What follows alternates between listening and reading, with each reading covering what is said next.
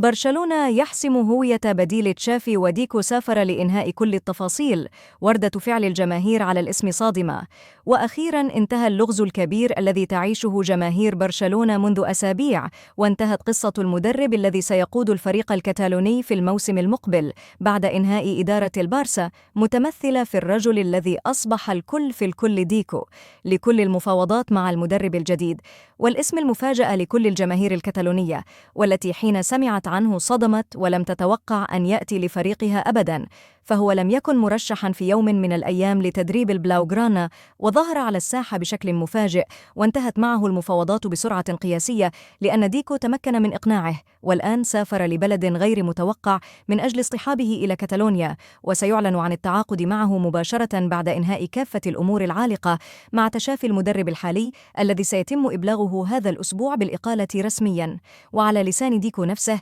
بعدما أخرج لابورتا نفسه من الحسابات وترك الموضوع برمته للمدير الرياضي والرجل الذي أقنع مجلس إدارة برشلونة بعدم جدية منح زميله السابق المزيد من الثقة، بل واقنع ببديله والذي كان مفاجأة في الاجتماع. وكانت هناك شكوك كثيرة حول أحقيته بهذا المنصب، وتخوف لدى بعض الشخصيات البارزة في البارسا من ردة فعل الجماهير على هذا الاسم، ولكن ديكو وضع ثقته باختياره، وبالفعل حصل على الإذن بالسفر إلى لندن لمقابلة وكيل الأعمال الشهير بينيز هافي في اجتماع حاسم، واصطحب معه من يفضل بعض الصحفيين تسميته بالدمية بويان كيركيتش. وكما أوضحت صحيفة سبورت، مهمتهما ستكون واضحة، وهي إكمال مهمة التعاقد مع الألماني هانز فليك، الرجل الذي تفوق على كل المرشحين في قائمة وضعت من قبل إدارة برشلونة للمدرب الجديد، والشخص الذي لن يكلفهم أي شيء سوى راتبه كونه عاطلا عن العمل منذ انتهاء مهامه مع المنتخب الألماني في كأس العالم بقطر.